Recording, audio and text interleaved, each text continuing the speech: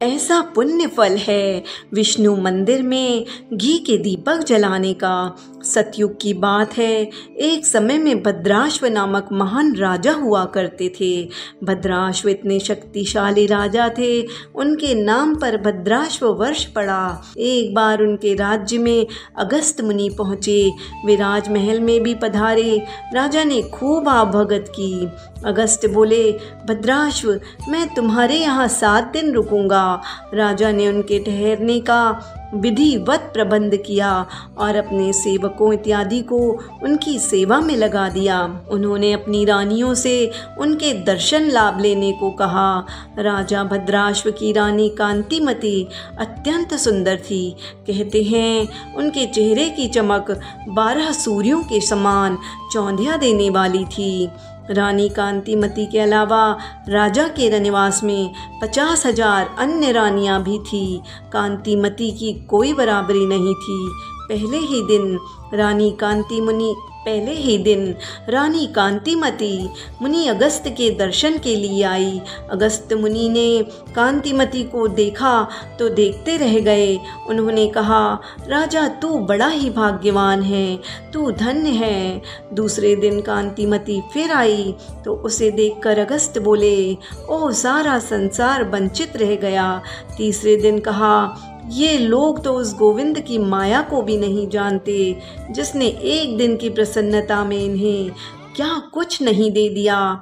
चौथे दिन जब कांतिमती मुनि दर्शन के लिए पहुंची तो वे अपने दोनों हाथ ऊपर उठाकर बोले, हे जगन्नाथ, आप धन्य हैं, आपकी लीला महान है। इस तरह 5वें दिन बोले, भद्राश्व, तुम्हें बहुत धन्यवाद। हे अगस्त्य, तू तो धन्य हुआ। इस तरह 6वें दिन भी उन्होंने कांतिमती को देखकर प्रशंसात्मक टिप्पणी की।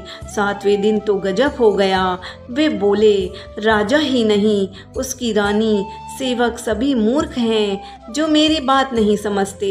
इतना कहने के बाद वे उठे। सबके बीच राजा भद्राश्व के सामने भाव विभोर होकर नाचने लगे।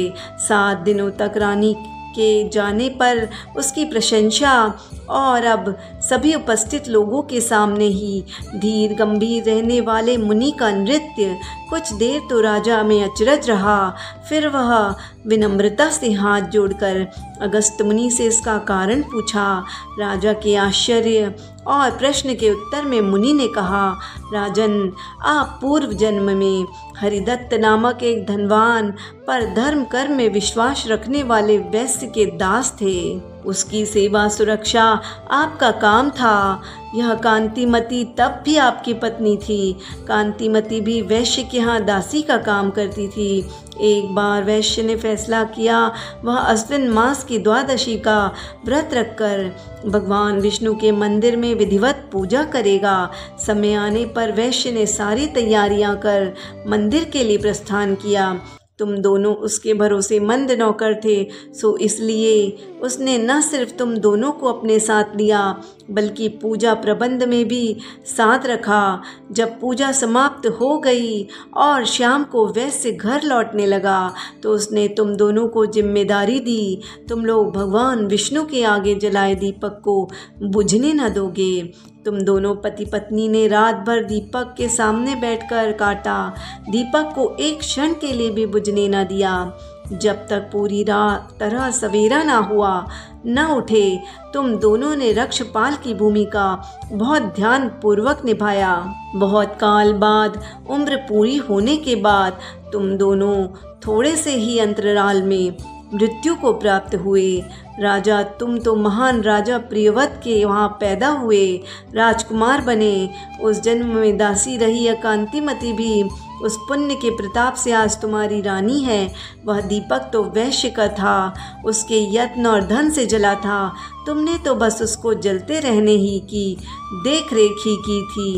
यदि केवल इतने से ही पुण्य प्रताप का यह फल दे सकता है तो जो विष्णु मंदिर में स्वयं दीपक जलाएंगे उसको कितना पुण्य मिलेगा।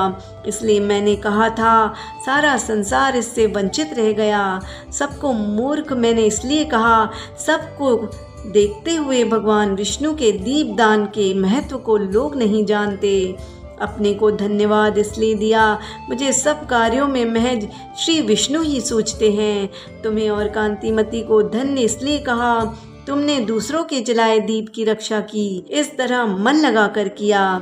राजा भद्राश्व अगस्त्य का उत्तर सुनकर संतुष्ट हुए और उन्होंने अगस्त मुनि का धन्यवाद देते हुए कहा, मुनिवर कुछ दिन और रुकें, हमें उपदेश देकर जाएं। अगस्त मुनि ने भद्राश्व को शीघ्र ही योग्य पुत्र का पिता बनने का आशीर्वाद दिया। कहा कि कार्तिक पूर्णिमा के अवसर पर मुझे पुष्कर में उपस्थित होना है, इसीलिए मैं वहाँ के लिए प्रस्थान करूँगा। दोस्तों, इस तरह धर्म से जुड़ी हुई जानकारियों को पाने के लिए, कहानियों को सुनने के लिए हमारे चैनल को लाइक शेयर सब्सक्राइब अवश्य कर दीजिए। साथ ही बेल आइकन ऑल पर क्लिक भी कर दीजिए।